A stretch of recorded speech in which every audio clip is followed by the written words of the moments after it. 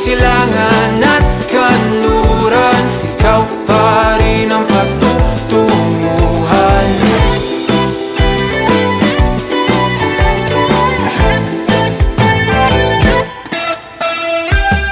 Ako'y sumalungat na sa alon, nakatuon sa iyong direksyon.